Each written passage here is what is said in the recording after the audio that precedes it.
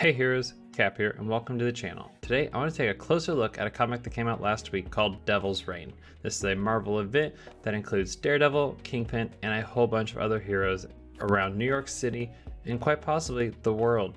So without further ado, let's jump in and take a closer look at Devil's Reign.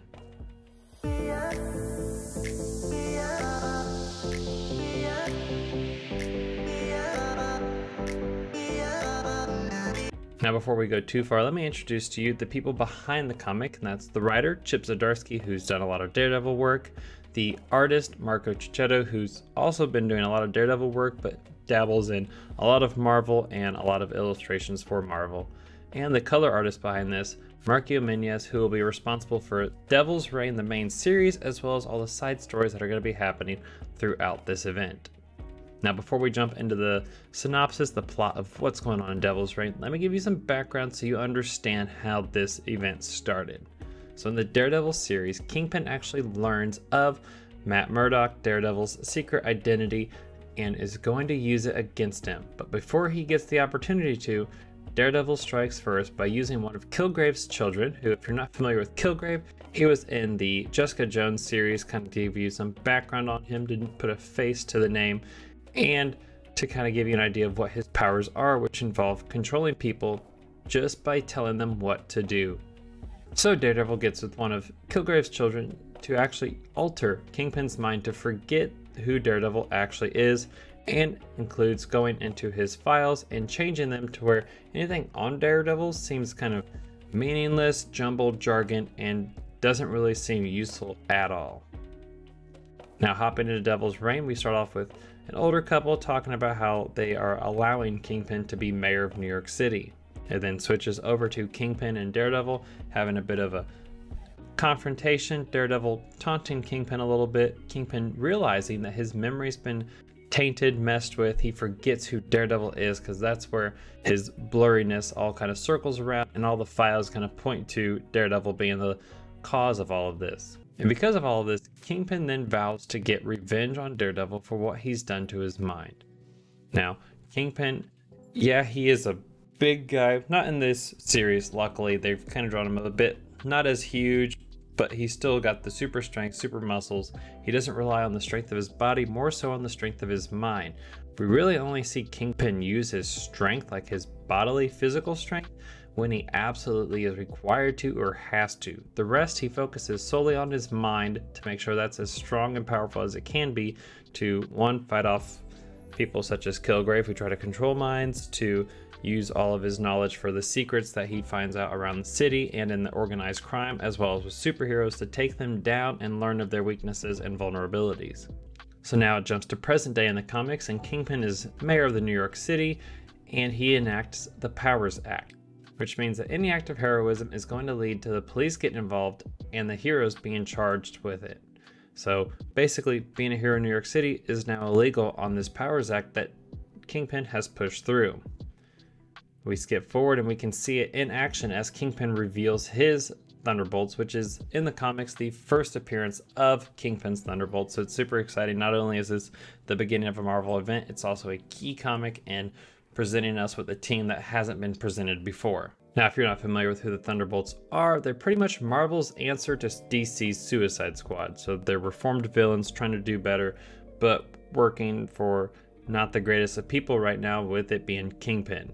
So we go forward a little bit, and Spidey is saving some people from a burning building with Cap, and the police show up, Thunderbolts show up, they kind of arrest them. Cap's trying to be civil, you know, honor, justice, all that, and telling them that they should just look the other way, let them save these people, they save lives tonight, and they try to reveal Spidey's identity, and that's when Peter Parker, Spidey, Daredevil, and Elektra all show up and save them from the attack of the Thunderbolts as well as the police, and get them out of there and retreat into the sewers to where they can think their plans and get out of the danger of being arrested and taken in. Now, while all this is going on, there's a couple other stories happening within this comic. One of them being Otto Octavius showing up to the Baxter building to charge the Fantastic Four with, once again, being superheroes, and commandeering the Reed Richards laboratory, which means all of Fantastic Four's tech, gizmos, gadgets are now in the hands of Otto,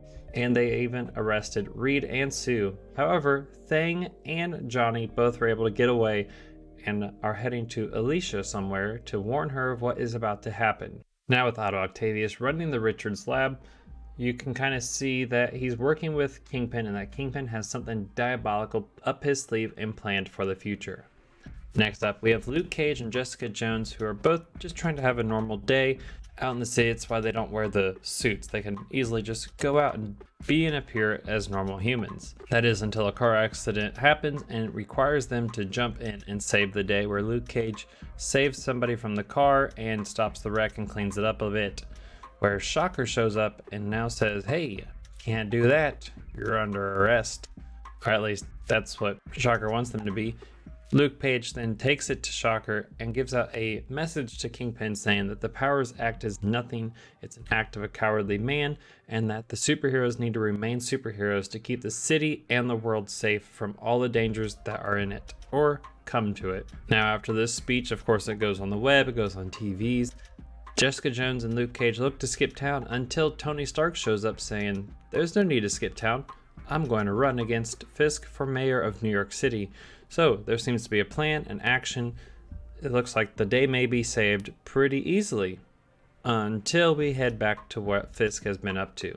Fisk and Otto are working hand in hand, and Otto is trying to go around the lab to see a specific piece of gear, and we see like this kind of interdimensional portal-ish thing, and Kingpin saying the package has arrived, and that package is none other than Zebediah Kilgrave, the man who can control people with his mind. Fisk has his whole security team. He dismisses them to where it's just Fisk and Kilgrave. They do some banter, some taunting, and Fisk even opens up Kilgrave's tube.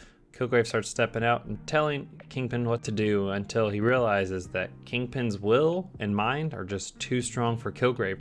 And Kingpin reaches out and grabs him and says, you're a gift. You can control people with your mind. You can suggest things, make them do as you wish. It's such a shame that such a squandered gift went to you, besides somebody that could actually change the world with it.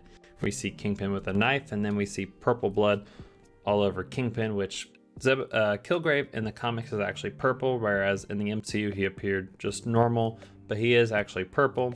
So the purple blood you can kind of see shows a sign of, oh, Kingpin just kind of Kilgrave. And it leads us to believe that Kingpin's up to way more than just the Powers Act and being mayor of New York City, as we see posters of Fisk for president to end the comic issue and to leave us with that huge cliffhanger. Now to break down kind of what happened and everything, there's a lot of different stories, a lot of superhero groups forming. We have Luke Cage, Jessica Jones, and Tony Stark all in one. We've got Cap with the Spideys and the Daredevils all in another. So everyone's kind of separated, split off. We've got Fantastic Four, we've got two people that are under arrest. The other two are heading to Alicia and the Rugrats. So there's a lot going on in this event, and there will be even more coming forward, as we've got Devil's Reign, A Woman Without Fear, Devil's Reign, Villains for Hire, and Devil's Reign, Winter Soldier, as well as Devil's Reign issue number 2 coming out all this month. So it's super exciting. A lot of different stories happening, characters being introduced, and more people to bring into this Marvel event. So with the posters of Fisk for president, we see that he's not just going for New York City in order to stop superheroes and to really take it to Daredevil. He's going to go for the whole world, stop them, and permit that superheroes aren't allowed anymore. Also with the fact that Fisk was telling Kilgrave that it's time for somebody else to possess his gift, and they have the Richards lab. What if somehow Kingpin gets the ability to control people with his mind? How exactly are they going to stop him then? I mean, Kilgrave was known for controlling Jessica Jones at one point and being able to tell her exactly what to do and mess with her mind. She could see it all happening but not stop it at all. What kind of crazy things could Fisk come up with when this kind of gift and power? As well, you've also got Tony running for mayor of New York City. How is that going to pan out for him? You've got Cap and the Daredevils and Spideys planning and trying to come up with something and figuring out what Fisk is up to and what his end game is involving Daredevil. So there's a lot going on. A Marvel event, a crossover like this is going to stretch out for quite some time, really bring in a lot of heroes, a lot of side stories. Marvel's known for being able to tell an amazing story, and this one's already starting off extremely well. The cliffhangers, the suspense, the amount of heroes and storyline that's happening is crazy for just one issue. So as always, if you went on to enjoy the video, be sure to smash that thumbs up and hit the subscribe so I can keep you up to date on what is going on, and make sure you know exactly when a new Devil's Reign comic or any Marvel comic is coming out to a store near you. As always, heroes, stay amazing, and until the next video, bye bye.